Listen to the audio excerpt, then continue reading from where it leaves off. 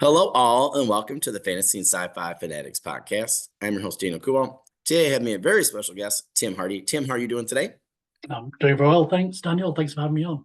Yeah. Anytime, anytime. I know we've circled each other on social media quite a bit. I was glad to see, you could, pop in with the reviews or, your own work, in my podcast group. So that's been awesome. So really appreciate it. I feel like you and a few other people have really helped, up the content, like Alan, with his reviews in particular. Yeah, And I've had a lot of people, just so you know, it's not a waste of time because for either of you, because on top of me constantly saving books or buying books because of you guys' reviews. I've had a lot of people contact me as well saying like, oh, I saw Tim's review or saw Alan's review. I bought that author. So one of my buddies here locally who's in the group, he's done that a lot. So I really want to thank you both for that because that's been really helpful for me, just to get more content, and just to, see new authors and stuff. And it's hard to shop all the time, so it's like having an yeah, algorithm from Amazon in my face all the time that I actually want instead of don't want. So it feels pretty good. So I really appreciate yeah. I mean, the struggle contribution. to read books and things is very real, isn't it? And I can't. I'm quite a slow reader actually.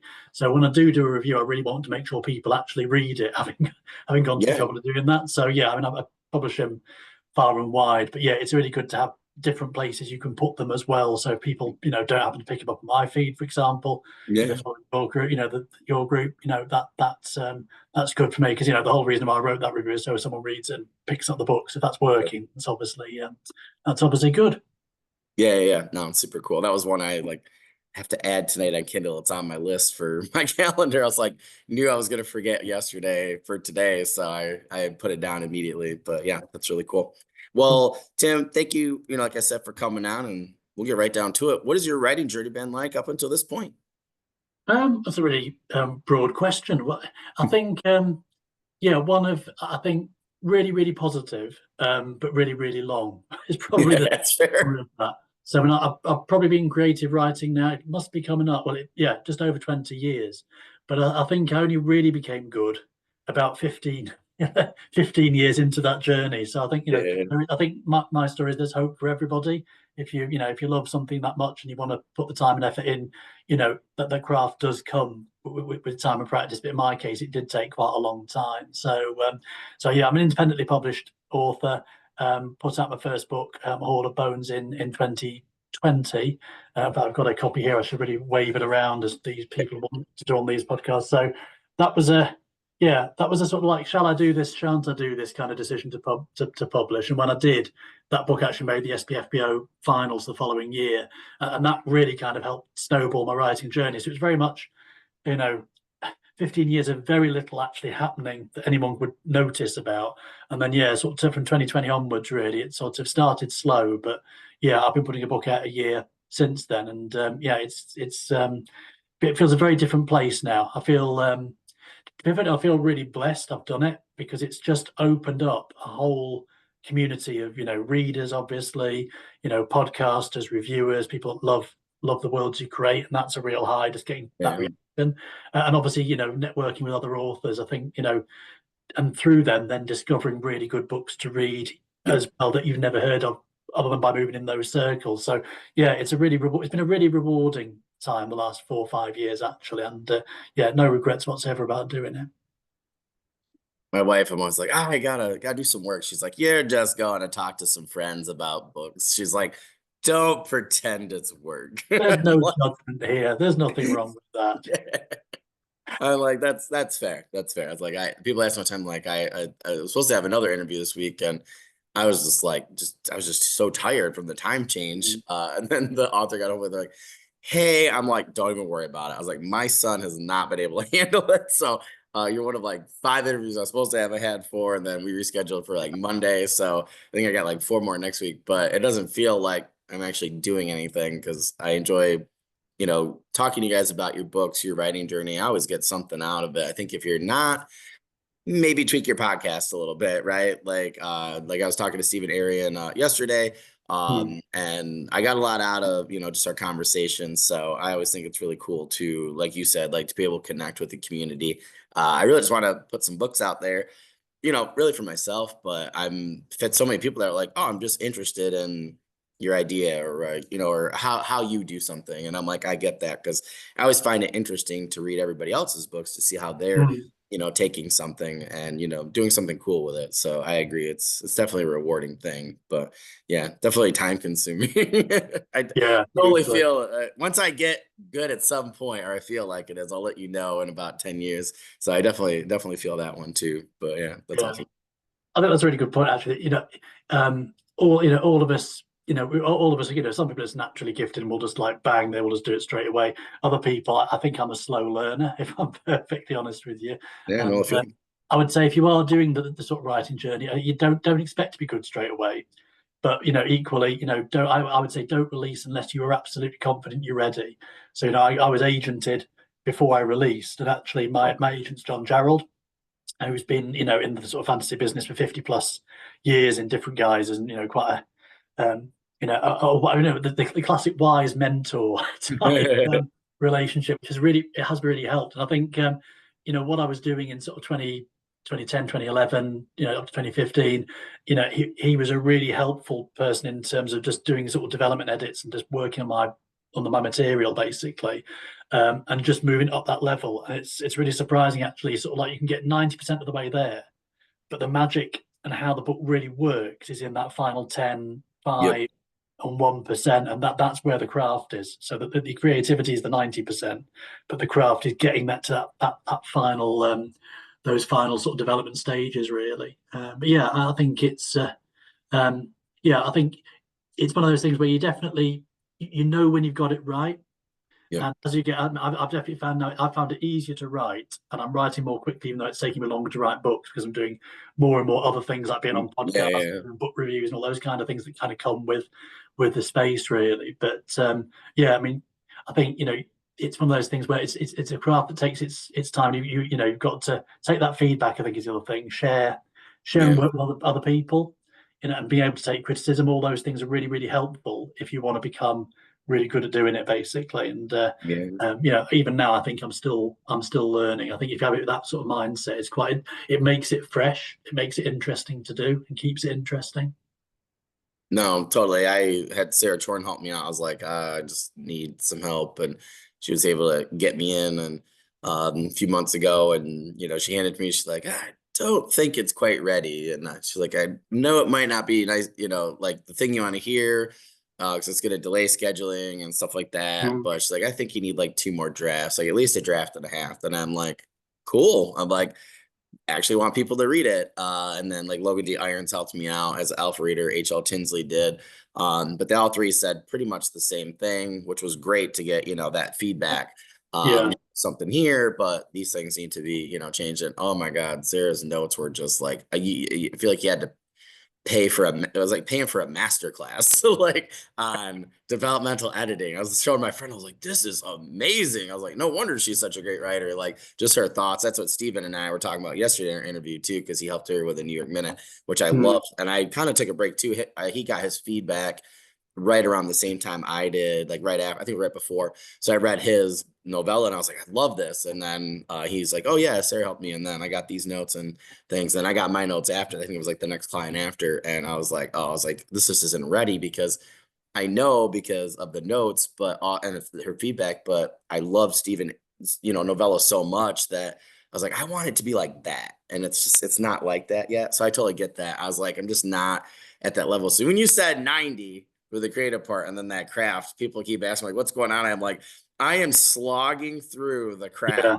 because I've never gotten this far before, with publicating something, and it's like I just don't know. So that inexperience is like I'm having to create all these new yeah. experience out of it. It is a slog after a little bit, but It's really difficult to learn that lesson, isn't it? Because obviously the whole point of writing is that you want to share it. That's yeah, kind of yeah, what most people. That's where most people are at, aren't they?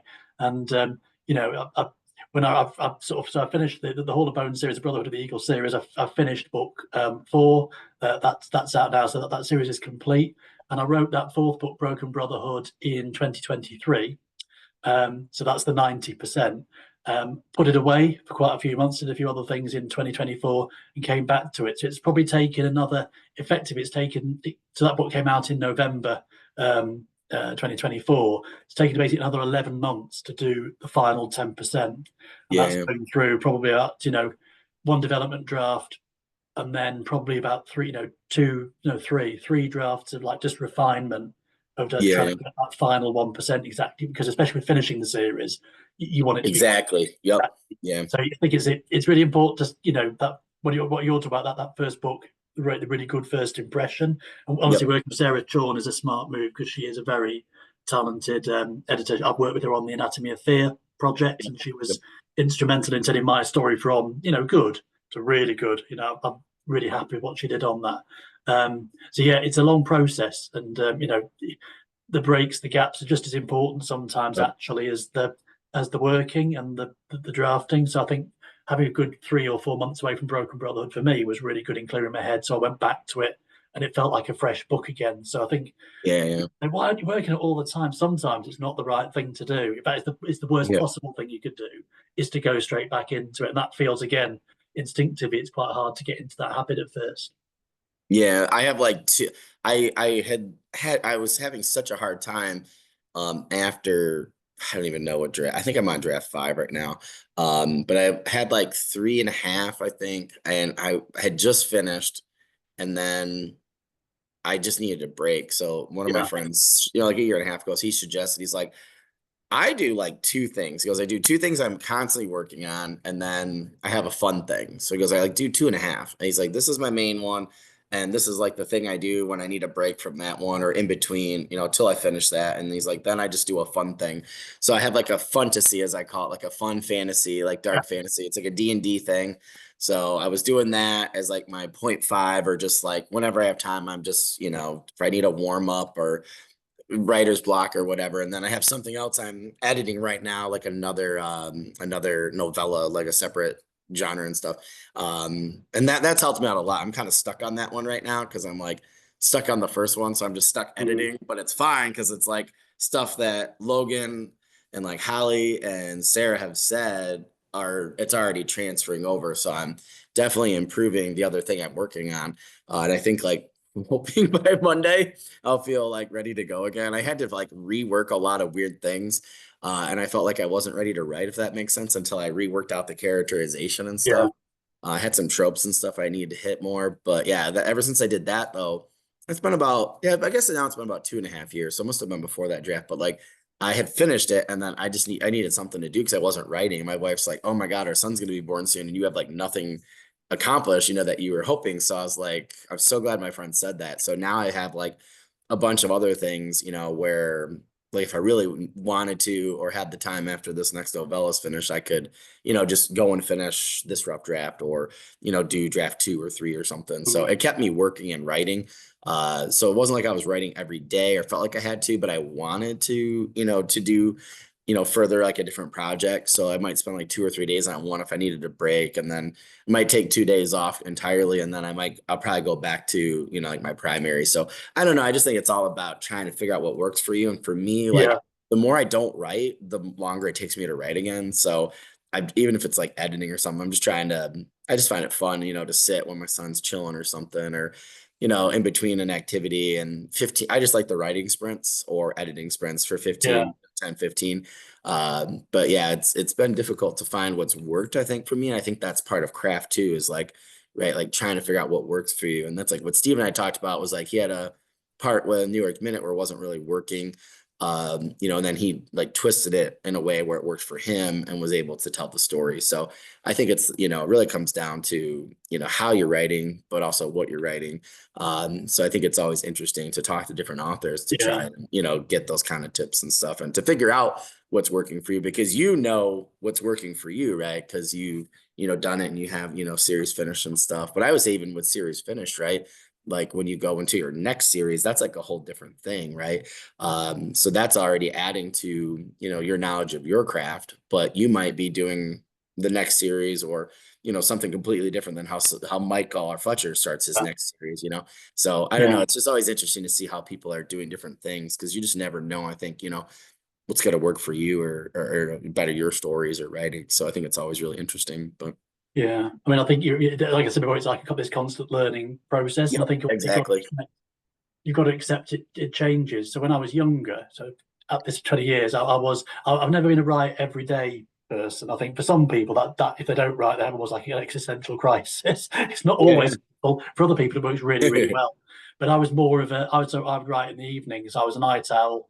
I'd sort of sit down about 9 p.m. At the laptop, get up, and that's really how Hall of Bones was written. It was written in the night, and I started off as doing this when I had young children, and now they're sort of basically adults, so it's gone the other way. And actually, I think probably because I become more proficient in the craft, and also because I'm older, night writing doesn't work for me in Yeah, quite the I know same. that feeling. I can do edits and stuff like that if I've got all the finished thing, but getting the creative, first draft, I'm now much more of a weekend writer, and I'm at my Mm. best peak writing times now are in the morning. So it's effectively flipped completely. Yeah, Partly yeah, because of getting slightly more, I suppose, work is more demanding than it was 20 years ago. I'm in a more senior yeah, job, for example, so I'm just more tired in the evening. yeah, So I yeah, think yeah, it's about recognizing what works for you, but also, life will change. Writing's a long yeah, career, and it's one of those things you'll be doing in your 20s, 30s, 40s, 50s, all those sort of things. Um, your life will change, so you need to adapt sometimes your habits. I've certainly found I've had to do that really. yeah, And I guess the other thing that kind of made me, you're right about finishing a series. That was interesting because it's a very different technique to writing Hall of yeah, Bones. It was very much just chuck every idea you can at that novel, and pruned a little few of those things out again, but most of it I just chucked as much in as I could do. And with the sequel, Sundered Souls, did exactly the same thing. So every idea went in the melting pot, and I threw all the ideas. And I got to book three because this was a trilogy at this point rather than a four-book series. Got to book three, and I thought, there's a problem here. And the problem is I cannot possibly complete all these oh, story arcs, yeah, books one and two, in another volume. So I had to start in book three. I almost didn't finish that series because I didn't know what to do mm, with that book. Again, my skill level and craft level got to a certain point, yeah, yeah, but it wasn't ready. And I probably took a year. It would have been a year I took away from the series at that point to do something totally different. And when I came back to it, I realized this has got to be plotted in a totally different way. You've got to start closing things down. yeah, Also, I did actually introduce new characters in that third book in the series, Lost Gods, but they were introduced because they were characters I needed to then complete the arc for the whole mm, shebang. And so book three was actually very, very difficult to write. Book four was a lot more straightforward because that I'd really worked out by book three exactly what was going to happen. And I had that glide path through, but totally different set of skills and techniques for that I hadn't really even realized I'd need. Which yep, sounds crazy now I say it out loud, but at the time I'd just not been there before. So I think yeah, now yeah, going into, and you're right, 2025, there'll be new projects and things I want to start thinking about. I'll be coming at that from a very different mindset. If I'm starting a project, I want to know where that's ending, because I think yeah, knowing where you're going is really, for me, is really, really important. I'm more yeah, of yeah. a pantser type writer, basically. I think knowing that end point, what you're working towards, is pretty crucial, really. No, I totally agree. That's where like I have some prequel novellas I'm working on. It's just been easier financially and Yeah, just like time wise. And I just had people that are like, I just had a character, like my character told me, oh yeah, I was like reading an article. They're like, oh, that's the name of book one. This is what happened to me in it. And I'm like, for 3 years, I've been trying to figure out how to fix the wild hunt into this book. And I needed a couple other things, and it just all came together at one time. But it's gonna be really fun because I have the prequel trilogy, like one of them, and then everything's set 2 years in, and like in the like then that book one's like 2 years after that, and I'm like, yeah, how did this guy become a monster hunter? He wouldn't tell me like book one, but he told me this story, so I was like, I guess I'll just write this. So, but I'm gonna put it into like like one anthology. But like Steve and I talked about this yesterday, where it's like I kept thinking, and he did this with New York Minute, where I was thinking I could just make it one book. And this character's like, no, like the story is here. It's a novella. This one's here. This one's here. And then I came up with like a marketing tactic for it where I was like, okay, I'm like, I could sell as like a prequel novella trilogy, put stuff together, keep it separate, yeah. what I do, whatever with the novellas I want with the newsletter and stuff. But yeah, I agree with you. It's like, it's hard, right, at times to figure out like exactly I don't know. I've talked to so many people where I had a couple things I was plotting out or planning for different series or trilogies, and I'm thinking like maybe this is a book four. I was like maybe this is a duology. And I'm so glad I talked to people like you who have that experience, because then when I'm planning ahead of time, because I do need a discovery right still, but I do need like an endpoint. I need like check-ins or waypoints, as one of my guests said last season. But yeah, I totally agree with you. I need to know like where I'm going. Yeah. And then things change along the way with the route and stuff. Like kind of like a vacation. I know I'm getting there, but we always leave ourselves time to, stop for the weather or something fun or whatever. So I think that's the same way with writing. But yeah, it's interesting to find, like for yourself, right, where like what works and what doesn't. So I'm still kind Yeah. of doing that with novella There's one. two competing sort of things going on. I think everyone Yeah, has a exactly. combination of the plotter and the pantster Yep. in them, actually. I think, I wouldn't want to write. So my technique is probably more plot level ready in that I will write down broadly what I think the key, like I say, the waypoints are. So Yep. roughly in chapter X, Y, and Z, this will happen, and this will happen. So again, I've got a thread, and I find that if I've got a vague roadmap, like you say, it's great. You Yep. then wander off into the countryside and go into the woods, and I think for me the bit I really like is like when you just mentioned when the character speaks to you, and Yeah. to anyone that's not a writer, that sounds a little bit weird, but when you're a Yeah. writer, Yeah. I mean, and it's just it's like a light bulb moment, and they just then at that point the story can go anywhere, can't it? Which is can be quite entertaining. So like Jury for me is my the guy spoke to me kind of character. So he's not the main character, but he's got a really important story arc that kind of shows. Trying not to give too much Yeah. away here. Spoilers. Yeah. He's got an interesting story arc, but that character started off as a head in a sack. Oh, interesting. So he was dead in book one, and this warrior is named as Jury, but he's already dead at that point. I thought they're a really good name. Why did I waste it on that? on that? And it was the name that made me start to think of the character, Oh, and he interesting. kind of grew from this. I basically I removed him from the sack, and somebody else with a much less impressive name went into the sack and did what had to be done. And then yeah, Jerry's story just kind of like wove its way through the series in a way that that was never in any of the early drafts or any of the early plotting. And yet I think now he's probably one of my favorite characters in the whole series, actually. Well, it's interesting. I had one, she told me after 14 years, and I had two drafts done, and she goes, "I'm not in this book." I was like, "To What? hell, you're not in this book." And then the guy that was in there, that they're like kind of like a pair, and he goes, they're in their story arc, and he goes, "I'm not in this book either." And I'm like, "What do you guys?" I'm like, they're like behind me, like, "What are you guys talking about?" I'm like, "You're in this book." And then the guy goes, "No, I'm actually this character." And I'm like, "God, that sounds cooler." I was like, "Why did you even remotely put that into my head?" And then she was like, "Yeah, I'm actually like this character, but you can keep us together in this other book." I'm like, "Oh my God." So I completely Yeah. rewrote that entire book from their perspective with their part of the story. And my friend was like, "This is so much better." I'm like, "I know." And it took forever and it still needs more work, but it was such a better idea. So I was glad I listened to them. But at the same time, I'm like, I hope they never try that again, if that makes sense. Yeah, I mean, I can remember The Lost Gods, not quite as dramatic as that, but actually it was quite. Yeah, I'm trying to think. Wonder what it. Yeah, sorry, I'm delving back into a very troubled period of my past. I think I must have suppressed the memory more than I realised. Basically, I chopped about 50,000 words out of that book, Oh, wow. so it's words that I just simply can't use anywhere else. They're just when now I'm starting to think I can't remember what it was. So some of it was character inconsistencies and just things that weren't Mm. working. But there are other bits of storyline that just were just not necessary and just had to go on the Yeah, bonfire. yeah. I also had to rewrite to reposition certain plot pieces, and so the book sort of was. I think it came out about 180,000 words. I had to cut it by 50,000 words to get rid of the stuff that wasn't working. But then I had to write another hundred. I had to write another 50,000 words back in. It ended up the same length, despite being massively edited and Yeah. revised. And I thought you'd written again when you'd make those things happen to you. You think I've written another novel here. Yeah. Yep. Basically, that's the level of time and effort I've put in by getting off on the wrong foot. So again, I think for me, it just it reinforces the need to have a really clear set of ideas of what you're trying to do. Yeah. Um, Yeah. but even that can't entirely help you if the character voice isn't right. And I think that Yeah. what you just described, that you had the wrong voices for your story, didn't you? Yep. Effectively, Yep. once you realize that's happening, it's a really, you've really got to deal with that, brutal as it Yep. is, because otherwise the book just won't work, will it? It's Yeah. that sort of, there's a reason those characters are telling you that.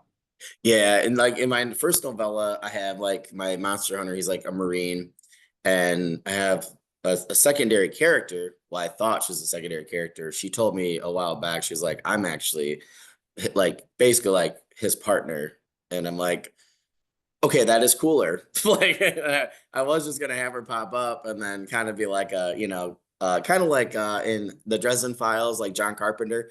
Hmm. I was gonna have her pop in and out, like help sometimes. She's like, nope, I'm like more into this story. And like my second novella for it, like I already pretty much wrote the whole thing. I have like the first like 60% done, and everything's like plot and outlines. And I was like, okay, I'm like, well, now I gotta like go back and do that after I'm done with the completely done with the first one. But everything, like you said, like everything is like improving the overall story. So I'm actually super excited to see when I'm done with both, particularly once I've, gotten better at craft, because I'm really excited for the third one. Because the whole point is, right, is to get people to read 1, 2, and 3 for this arc to figure out who this person is and how he came to this life, but then the other characters are in the story with him. But I don't know. It's just it's been a long process. My friends are like, "Oh, you're supposed to be done with this and that by now." I'm like, but I'm not. But at the end of the day, again, I always think of quality, and I'm like, I know I'm getting better because it sucks writing right now. Like I'm like, oh my God, am I done yet for certain parts and things? But it is fun, I think, to be able to look back and be like, oh, I improved on this, Yeah. quite a bit. So it's It's a interesting. challenge, isn't it? And I enjoy that challenge. But I think what you're describing there, you're not alone. You're not unusual. Because Yeah, yeah. I wrote, I sort of didn't write. I didn't. I went in straight with novel length writing. I didn't try. No, I didn't try short story. I didn't try novella. I just thought, you know what? I'm going to write an epic fantasy novel chonker at 200,000 words. How hard can it be? And the answer is, it's very, very difficult indeed. And so Yeah. I've battled with that novel from 2005 to finished it in 2011. So it was about 5 year project on and off with a few other things going on. I submitted that to my agent. I submitted that to John Jarrell because at that point indie wasn't where it is now Yeah. back then, and so I was very much thinking in the trad mindset for getting books out there. And John turned it down. He sent me a really lovely email back, quite quick. It was quite. He said, "I can see imagination in what you've done here, but it just doesn't feel modern." And I know what he means now. Looking back, he said, "Have a read of some of these other authors who are current now." So he mentioned Joe Abercrombie, Mm. Mark Lawrence, and I think it was Scott Lynch as well. And sort of said, have a read of them, and then look at your book and see what you think. So I'm trying to remember now which one I actually picked up first. I think it was probably Joe Abercrombie, and the Blade itself, the Yep. First Law trilogy, one of my all-time favorite fantasy series. And just those first few pages, I realized that the novel I'd written was dead in comparison to Joe's Oh, words and his voice just leapt off the page, and it was just, I'd never read anything like it. And I think that's probably because my sort of like fantasy origins and influences and things were rooted in the stories of the 70s and the 80s. oh, yeah, yeah, for sure. Yeah, yeah. And Yep. the genres have moved on massively. Yeah, yeah. Uh, so I kind of came to the fairly painful decision. I thought that novel is just not good enough, and it never will be. So that was my trunk novel that written Oh, over yeah, yeah, yeah. 5 years. It's gone. I kept the world, so I kept the mythology, I kept the map, but I sort of relocated the action to a different part of the sort of fantasy world I based it in, and that's when I started writing Hall of Bones. And having read more widely, when I started writing Hall of Bones, I realised I was onto something.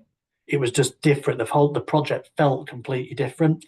Yep. And yeah, you just have that moment, like you said, with your characters, or like get the right character, the right viewpoint. Suddenly, it all Yeah. started working. And so that book took about 3.5 years to write, so 11 to 15. I reapplied to John because he was still the agent I really wanted to represent me, and he picked me up off the back of Hall of Bones. So his rejection of that early work was actually really, really important for me because it put me on to who I should be looking at as my reference points. I probably had John Gwynne into that mix as well. Really, Oh, yeah, yeah. Robin Hobb. She's been a massive influence on my writing as well. I just knew I was just at a different level. Still wasn't as good as I am now. I don't think. I think Hall of Bones Yeah. your Davey was never going to be as good as the books you write subsequently. But Yeah, yeah. it should be. But yeah, in a way, John rejecting me was probably the best thing that ever happened, because he rejected me with some really good feedback. And I think if you get, Yep. like we said before, if you get people involved in your close circle that you trust, and they can give you that kind of feedback, they will help you move on and progress. I think for any writer looking at starting this now, you need to find a supportive writing group where people aren't idiots. They do know what they're talking about, and there's a bit of psychological safety there, basically, that you can sort of ask for criticism, receive it in a professional way, but then learn how to use that to your advantage as well. So yeah, so being rejected by John was probably the best thing that ever happened to me, actually. Oh, that's awesome. Well, I try to tell people, like, I have JR Wise, he's helping me out. He's my military consultant.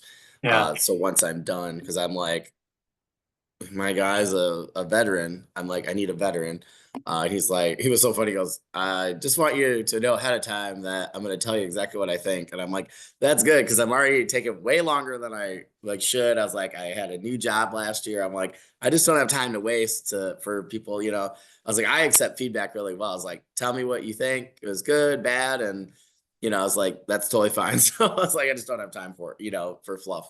I was like, I'm just trying to get this thing, as good as possible, yeah, as quickly as I can, and get it out there. So I definitely appreciate people that give feedback. I always tell people, they're like, what do you think? I'm like, you got to be able to accept feedback no matter what, particularly I think if you're an author. I'm like, because that's the only way that people, they have to read your stuff, right? And then tell you what they think. Otherwise, yeah, absolutely. Feedback and critique comes with the territory. I think yeah. once it's released, there's no going back, or Yeah, exactly. Yep. virtually no going back. Mhm. Uh, I did have some quality control issues with a whole of bones, in terms of, because I self edit, because I'm crazy like that. It's one of the reasons why my projects take a bit longer.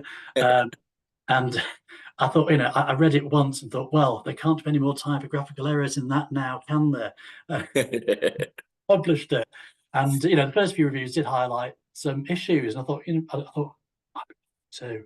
And I looked, and it was every chapter there was an error, and I realized then, my God, if you're going to do this, you've got to do it, to be a proper, Yeah, yeah. professionally do it. And it was a real awakening moment for me. So I now audio edit my books once it's part of my technique. So I Oh, yeah. eyeball it and do all that sort of thing. But then I put the headphones on. The headphones are really good because they read exactly what's there, Yeah, not what yeah. you've written. And that was a game changer for me. I do think now, I'm pretty there will always be a typo in every book that's ever published. There always will, regardless of the route it's Yeah. gone through.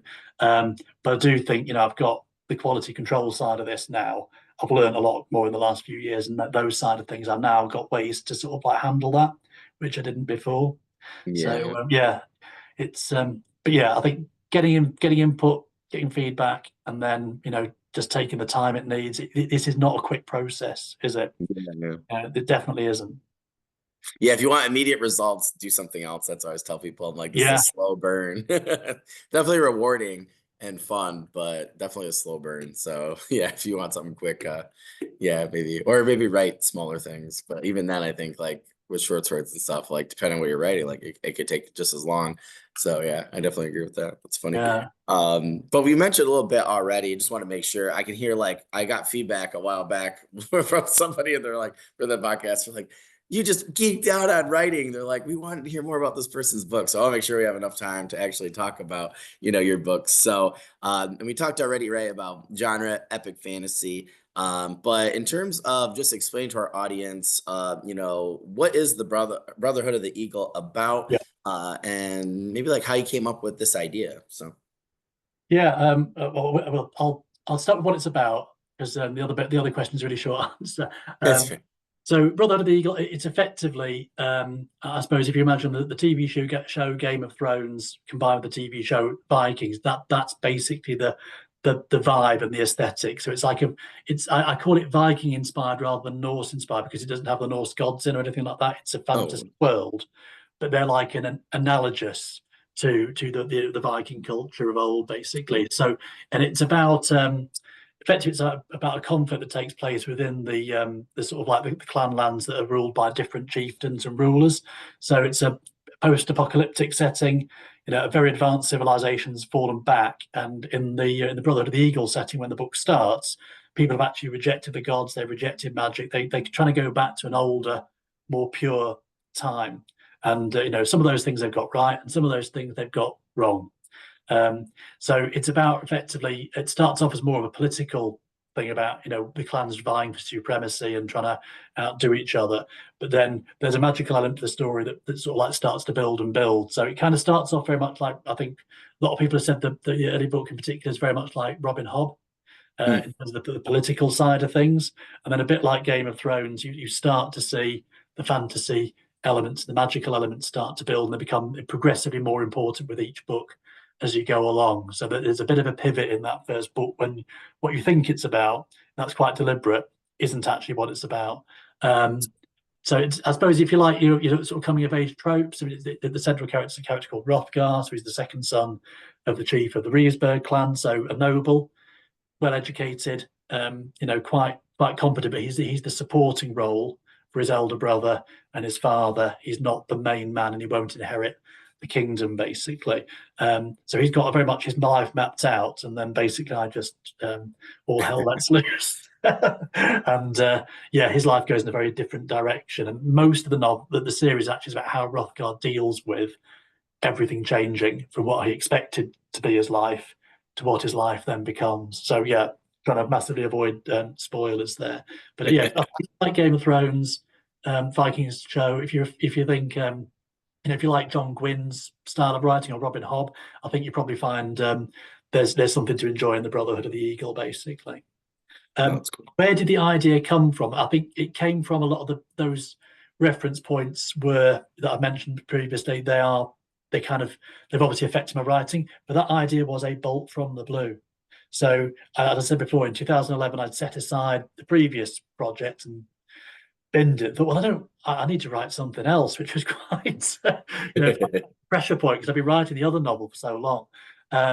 And I honestly didn't know what I was going to do. And then I was on holiday, in actual fact, I had the laptop open, trying to come up with an idea. And it suddenly, why don't you move it to a Norse setting? Was the first idea. And then Hrothgar, a bit like we said before, the character talks to you. Hrothgar came on Yeah. stage. And I thought, you don't want the hero in this story to be just everything you read in every other fantasy story. So don't make him center stage, move him off to the left, and give him a bit of angst and anxiety about who's telling him what to do. So he actually loses a bit of agency in a sense because I've taken that step to the left in that. And yeah, as soon as that voice and that character got going, the whole thing just snowballed. And the first half of that book just like flew out. And yeah, really, really positive writing experience. But it was, uh, although I describe myself as a plotter now, that first half of the book was pretty much written with absolutely no idea what I was doing whatsoever. And then I realized I needed to plot again to work out how I was going to end that first book and where the series was starting to move to. So it kind of went from there, really. Oh, that's really interesting.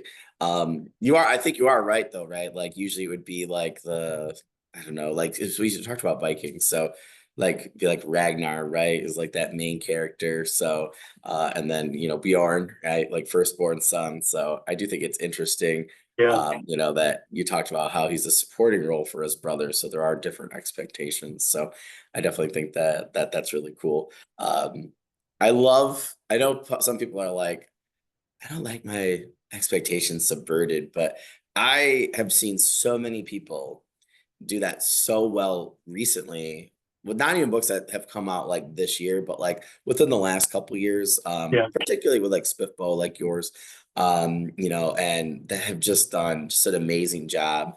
And I have one recently where I'm reading and I'm like, oh, I thought this was gonna happen. And then I got to the next chapter and wham, it just like hits you in the face. And I'm like, yeah, oh my gosh, like it was really, really surprising. And I had a fun time because then after that, it was just like we were just going, and the character's like, come on, we gotta go. So it's like, all right, where are we going? And then we just went into the story. So I think that's really cool. But I like how you said, like Norse inspired, but like Viking, right, in this setting. So I think it's really cool to see how people have taken that type of inspiration and then used it in a fantasy setting. I think those kind of things make really cool cultures, yeah, and then really cool problems, and then unique characters who have to solve them. So I'm just kind of curious that maybe like what were some of the things that you kept in terms of like the Viking inspired things in particular that you're like, okay, I'm going to keep, these are things that I absolutely need, whether it's for the world building or the story, to still feel as part of that aesthetic. I'm just kind of curious at what you particularly tried to highlight. Yeah, I mean it's a religion, definitely not. That was sort of went in the bin straight away because I was using the same world. It didn't have those influences basically. And so I think it was more the clothing, the type of weaponry. I think one of the things that makes the book work is people kind of know what it's about because they've got that reference point. Yeah, So yeah, yeah. it just there are long hauls, long ships. The whole the cult. I always think with the Vikings, in some sense, it was a primitive culture. They very much used what they had available, didn't they? It Yeah, wasn't, but they were at the same time they made the most of it. So this is very much a trading area, but there's also raiding that goes on, which again, that the Viking culture is obviously rooted in a lot of, taking wealth for yourself, and that was an important strand about the fact that despite birth and privilege and all those sort of things, if someone is stronger, they can take from you what they want.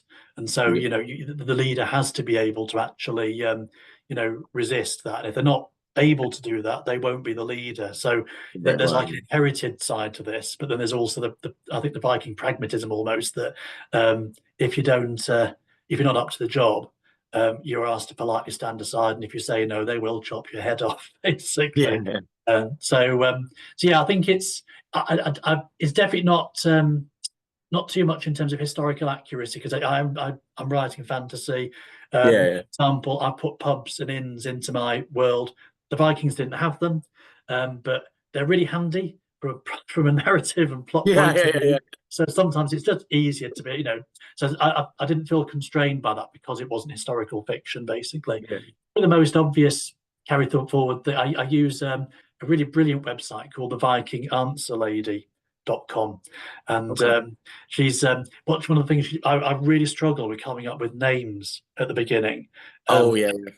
Absolute nightmare. So she actually has documented all the names that are listed in the Icelandic and That's, Viking sagas, and that was a really helpful thing because I think again it helped root the story in the place by taking names that were real names in the Viking culture. I yeah. tried to anglicize them just to make them easier to read and frankly to Yeah, write. yeah. But again, I think that sort of aesthetic comes through very strongly. So I think the naming conventions, son of, daughter of, but then also, you can get a given name that's given to you after your deeds and those kind of things, again, very much from the Viking culture. So I think lots of these things will feel very familiar to readers. And I think particularly when I was doing this in 2011, no one was writing Norse fantasy. I was ahead of my time. I published after that ship had sailed, basically. So it's so I think people are much more familiar with that type of genre of fantasy now as a result. So it's almost there's a bit of a comfort to go into something that kind of meets some of your expectations. Then I do like to play with that by, like you said, yeah, it does meet your expectations up to a point, and then it kind of it's really about something very different to what it seems like it's about at the start. Oh, it's cool. I was saying like you and like Till the Whole Cult, like both, and like a couple other people, which I don't think it was still flooded, but it was interesting. It's always interesting to see when people have those kind of ideas, Mm. kind of at the same time. But it was so cool to see how you did yours, how she did hers, and there's like two other people. I don't know. It was kind of cool because I felt like for as a reader, like, oh, okay, yeah, like this is kind of neat, like it felt like it was kind of like just a small push within the genre to go back to, like Viking inspired fantasy. 'Cause I felt like so many people had done things, the Vikings TV show or whatever, but at the Mm. same time, like Viking fantasy, I think is like you were saying, is like way different, right? Or inspired is way different than historical fiction or historical fantasy. So I don't know. It was just cool to see. I was like, oh, that's an interesting idea. I didn't think to do that because I always think of like like the Mongolian fantasy. I want to do something like that, where it's like a different world, but they're like the Mongols, and I just think their Yeah. society was so interesting, in history and put them against the empire, I think is really cool. So I don't know, I think that was just a terrific idea on your part. I think that was really neat. I'm curious, like, so you came up with your own gods then so did you use some of the familiarity with the pantheon, like this is like, you know god of thunder, whatever, god of the goddess of the heart, things like that, or did you just kind of start from scratch? Or No, it started from scratch with this. So interesting. it's kind of Cool. rooted in the so effectively, there's one God. So there's the creator who made all things, and so effectively, where I suppose that the fantasy religion kind of comes in, it's more like there's a pantheon of minor deities that served him. So effectively, all the minor deities, they're basically mirror images of each other. So effectively, kind of so you've got I'm trying to think of good examples. So you've got, for example, gods of healing, but then you've got gods of sickness and disease. You've got gods of creation, and those sort of things. And then gods of war, gods of laughter, love, hate, those kind of things. The fates come into this quite a bit. So there's Danuvalin, who's the effectively the goddess of good fortune, and Mishal, who's the goddess of misfortune, and those things are so effectively most of the deities that they're all two sides of the same coin, or the polar opposite of each other. And the basic concept was that when the world was created, they were all effectively creation gods, and all were needed to fashion the world that came about, the world of Amaran, where the story is set.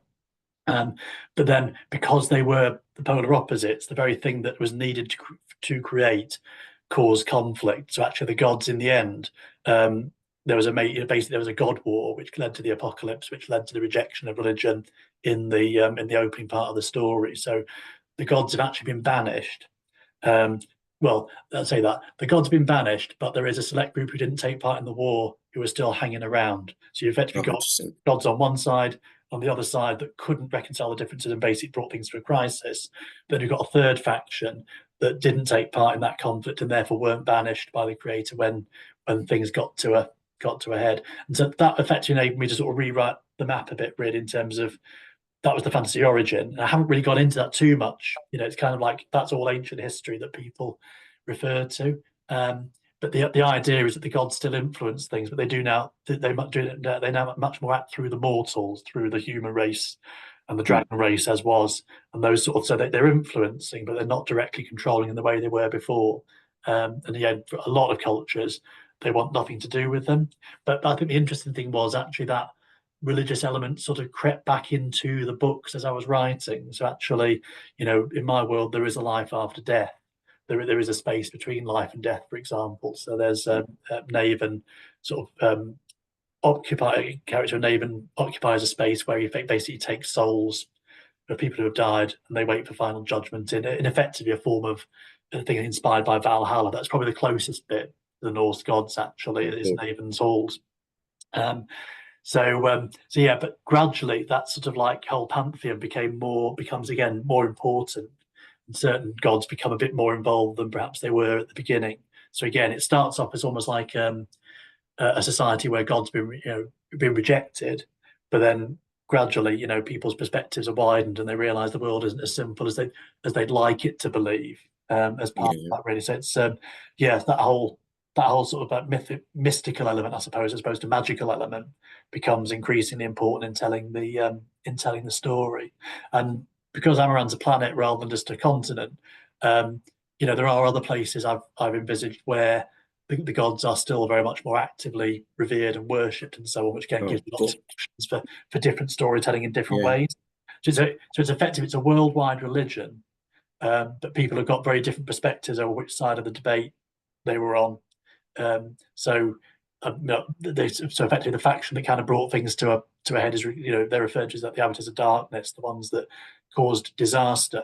But if you move to another continent in a different setting, so I wrote a standalone book called A Quiet Vengeance. I've not fully explored these concepts yet, but in A Quiet Vengeance, the people of a different race, so it's basically Middle Eastern inspired and North African inspired. In that setting, they fought on the side of the Avatars of Darkness, but they don't call them that because actually they view themselves as fighting against the tyranny. So the Avatars of Light, the northern continent, thinks of as benevolent, but ultimately had to be banished. You move to a different continent, they view them as the tyranny and that they had to be overcome. And I explore the fact that they were at two sides, but also two perspectives to the conflict, and that's probably going to be the next project, is actually flipping that round and using that other part of the world to tell that other part of the story in terms of the wider mythology. If I can remember it all, because it's quite complicated, having just tried to say it live on recording for the first time ever. I've never really delved into that side of things so far. I know that feeling, like to have to explain. I have a similar like thing in one of my fantasy settings where I have like the main creator, and then he has like his children, and then one's that he let them both have their powers, but they're almost like primordial forces, and like you have like it's that yin and yang concept for me. I always thought was really interesting, and then, it's interesting because there's a lot of things I think that a lot of things that you and I probably both find interesting about that type of concept for writing. So it's interesting how we have a couple of blends there.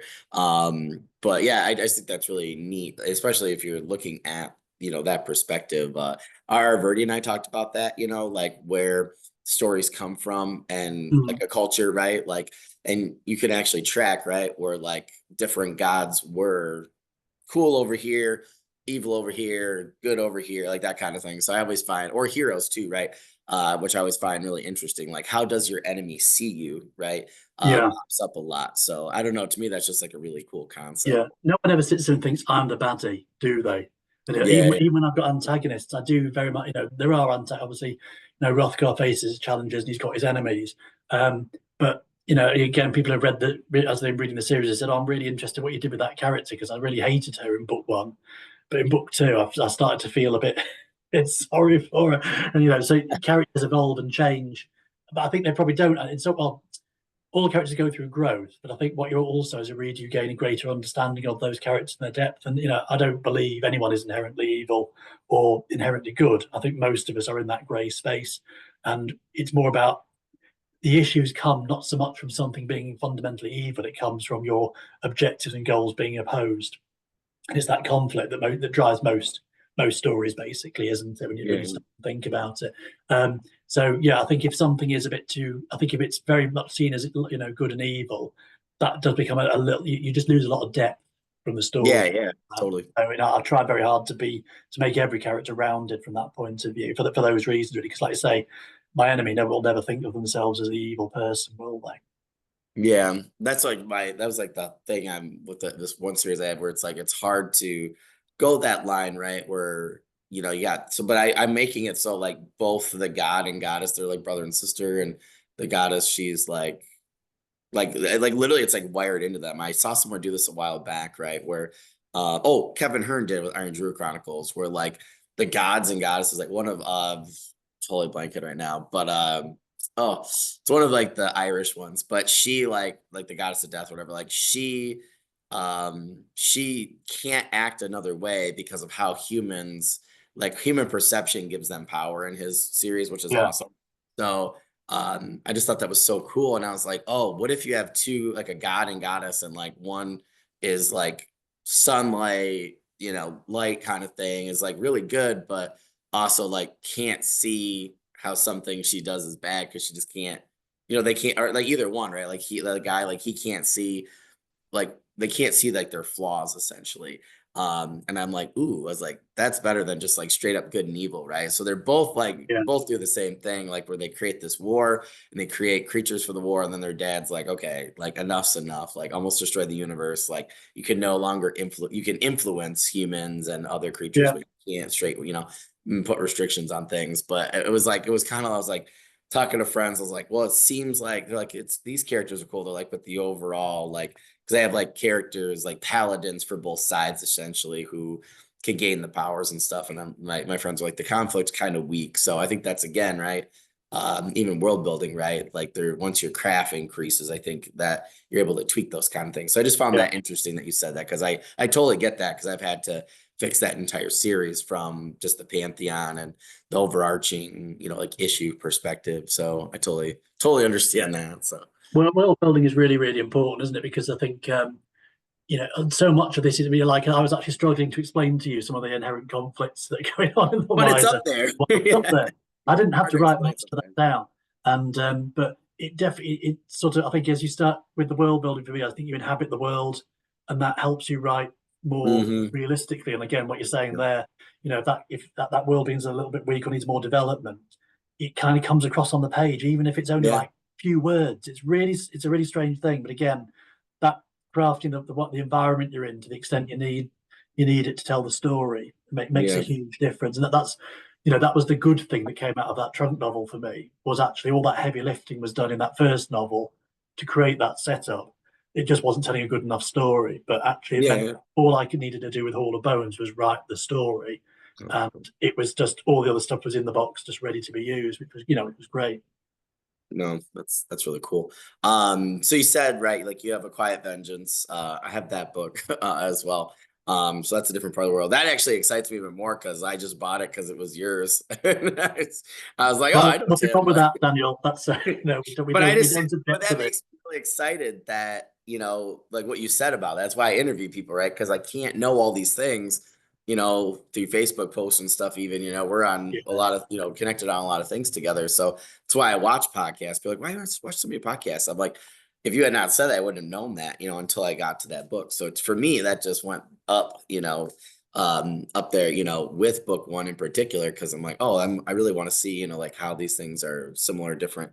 So that's with the series. So I think that's really cool. So to me, that just sold that book even more. But I'm Awesome. curious, as we're wrapping up, I'm just kind of curious, so can we expect more from this world in general from you?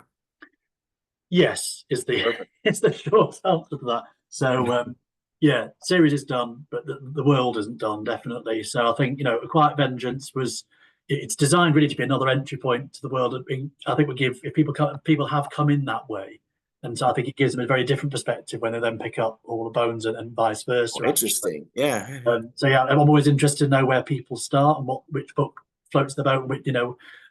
But A Quiet Vengeance is not going to be a series as such. That was written as a standalone, but the intention is to write more standalones in that space. Oh, So a cool. bit like in that Job Abercrombie when he's followed up the first law with his series, that there's connections in those books, but you could Yeah. effectively read them in any order. Yeah. Probably makes more sense to read them in the order that were published, but you could skip one, or you could go out of order if you wanted to, almost like treat them as a prequel, for example. That's possible. Yeah. So with The Quiet Vengeance, I've got two other standalones I definitely want to write. Oh, And all of these books, they use the concept of time in one way or another to sort of tell the story. So in A Quiet Vengeance, it's a dual timeline, which is so effectively with one. So it's a two-handed story in terms of 2 points of view. Crown Prince Dojan, who's obviously a crown prince and very wealthy and privileged, and then you've got Nimsa, who's she's basically a street rat child, and so her story is told from the perspective of just before she's into teenage years, basically. So, um, and so Nimsa's story is told in the past, Dojan's story is told in the present, but Nimsa is also in the present timeline as a totally different person to the person we see in the past. So, telling that story in that way, it creates the inherent question: how is Nimsa in the past timeline now doing the things she's doing in the present yeah. timeline? So I want to play with those kind of concepts a bit more in the sort of quiet vengeance sort of cycle. So I think Quiet Conquest and A Quiet Betrayal are the two other working titles for the two other books I want Oh, to that's write. cool. One of those I can probably only do this because I'm indie, but one of those books will tell the story going backwards in time, a bit like Memento, from Oh, that's cool. from the present day to the past. And I think what I'll probably try and do, I think it needs another storyline that then goes from the past to the present. That will need some serious plotting if I'm to pull that off. But I'm quite looking forward to writing that because I think I quite look forward to the challenge of doing it. And again, using the different setting, moving away from Vikings into a Middle Eastern world. And then the final book, I don't want to say too much because it's spoiled, but it's about the circular nature of time and how things repeat. So those are two projects that I definitely want to get going. I also write a short story series that you can pick up through my newsletter. So that's called The Wolf Throne. So that's still Viking inspired, but it focuses on a different set of clans who aren't really involved in the main story of Brotherhood of the Eagle, particularly, and they're different, more rooted in magic basically than the clans on the Cool. sort of the story, the main story focuses on. So that's called The Wolf Throne, and I started that off as the original concept was I was going to write a never-ending soap opera through Okay. my newsletter, where effectively this clan, this character would be, individual stories, self-contained. But I got about 9 stories in and realised I was writing a novel without admitting it to myself, basically. Yeah, yeah. So The Wolf Throne, I think, is half written, and I would quite like to. So I'm going to continue to write the short stories from next year. Going to pick that back up again. Probably working that alongside probably writing A Quiet Betrayal next, and that's the current sort of set of plans. A bit like you said, having a couple of projects so you can have a break from one, Yeah, I definitely get it. Yeah. and then come back to that other project fresh. I'm also though toying with another. So this is when I wrote the Anatomy of Fear story, short story contribution for that anthology. I'm wearing the T-shirt. Actually, I should really have flashed up on the screen about an hour ago, shouldn't I? That was set in a different world entirely because I needed a gas lamp setting for that. I am toying with the idea of putting together a novel that potentially is a trad proposition, actually. Oh, cool. Going the other way. That would mean, though, setting aside A Quiet Betrayal, because I can't. I think I can probably write two projects. I don't Yeah. three. So at the moment, I think the book that's calling to me is A Quiet Betrayal. It's the indie project. But then it's quite there's another half minute to say try and expand that Anatomy of Fear story. There's definitely a novel in there too, something completely different for people to read. Maybe that would be appealing. Oh, yeah. To be honest with you, I'm still very much in the mindset of Broken Brotherhood's just done. I kind of need to get over that and have a bit of a rest, if I'm No, that's perfectly fair. honest. Yeah. Yeah. No, totally. Yeah. And I think, yeah, it'll be whatever project grabs me. So it's probably a combination of, it might be the Silent Division, which is the follow up to the Anatomy of Fear story, or it might be A Quiet Betrayal. One of those two will float my boat in early February probably. Well, that's really cool. Both of those sound awesome. So whichever way you go, Well, I'm that's the sure. problem. I know. I suppose if it was a terrible idea, it wouldn't be tempting, would it? But Yeah. yeah, No, that's very fair. Well, Tim, thank you so much. This has been awesome. I'm so glad I could finally get you on. Like I said, we've been passing each other for a while, so yeah. last year was nuts for me. So, but I'm so glad that I got back to your guys' region of the world. It took me a while to work it out with work and life and stuff like that. So I have a lot of people from a lot of different countries. And I don't know, it's cool to, be able to talk to people. And even I've had people again from like Alaska and like Hawaii and stuff Yeah. coming up. So just getting a different perspective, I think is really cool. But I'm really excited to read book one. You got me really wanting to put A Quiet Vengeance up even higher now, because I just think it'd be cool to do like a compare and contrast. Yeah. But if there's anything else, I can do in the meantime, there's, like I said, there's the Facebook group, stuff like that.